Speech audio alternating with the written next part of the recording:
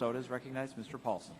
Thank you, Mr. Chairman. And first of all, thank you for taking the time to come and testify. I think hearings like this are very helpful. And what's interesting to me is that as I travel around my district, and I've met with a lot of small business people, and sure, they talk about the tax environment, they talk about the regulatory environment, but increasingly there are more and more of them that are talking about actually their concern about government's role in spending and the national debt and what that means in terms of that fiscal responsibility or lack thereof, eroding confidence in their investment decisions. And that is something that's been growing more and more in number over recent months, and especially over the last year, which is very interesting. And so I think this conversation is important because the chairman started out, unemployment levels are predicted to be fairly high for the next couple of years still, which is not a good situation, which we all absolutely want to change. And in a global economy where you can allocate capital at the click of a mouse so easily anywhere you'd like.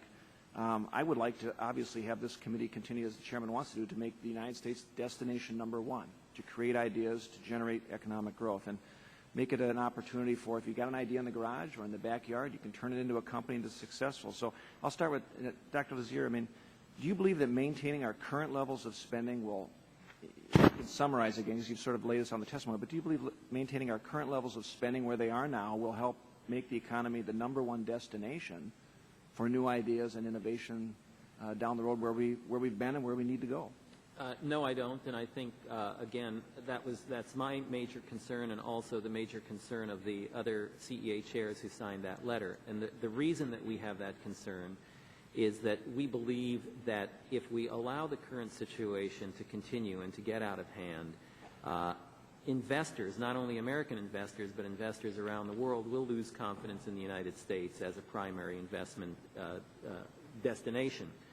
If that happens, we will find that the cost of funds goes up, we will find that the cost of doing business goes up, and with it, investment will decline. With that, productivity will decline, and with that, wages and job growth will decline. So that is certainly my concern.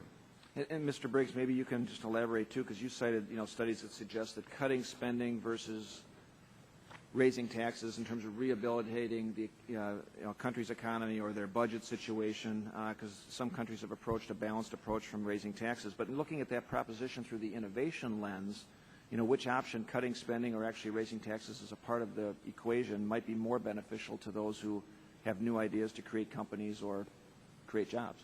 The interesting thing in the empirical research that we've reviewed is how overwhelming the case is that balancing your budget on the spending side is more likely to be successful than balancing it on the tax side. That is, study after study you can cite, and they all come to very, very similar conclusions.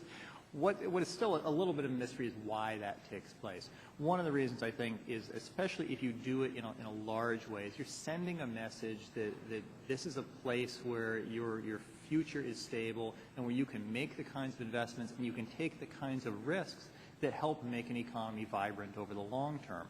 So you're not simply doing a bookkeeping exercise of reducing your deficits and debt. You're also sending a message to individuals, to businesses, to financial markets that the country is open for business. This is the place that you want to be. Ultimately, over the long term, that's an extremely important thing to do. And Mr. Ruge, and you can comment as well, but let me ask you this as well, because I think you've got some part of your testimony, you raised some issues about the debt burden we have and the interest payments that we'll have as a part of our debt. And obviously a lot of my colleagues, I think, we've been through tough economic times, and I'm pretty brand new to Congress, but the fact is if interest rates do climb, as the bond markets reacted, as they will at some point, that's going to consume a larger portion of our budget just paying interest. So. Yes, it is. Already you can see it in the CBO projection, and these CBO projections already built in some level of interest increase, but they don't build in the type of increase in interest rate that we may see the day our investors get completely rattled, and we can actually see interest rate being way bigger, and when that happens, the debt can get out of control because we're going to be starting to actually borrow money just to try to pay interest, and it could get out of hand. But I would like to add something, which is we've been focusing a lot on investors and how they will look at us. One of the important things about tackling our problems today and signaling is also signaling to the American people that we're not continuing on the path that we are, because the American people is smart. They understand that when we spend today and we don't have this money, it's going to mean that taxes are going to go up. And also it's in the news all the time that interest rates are going to go up. So people, that's why demand is low. That's why they're not going to shop. It's not because the government isn't investing enough.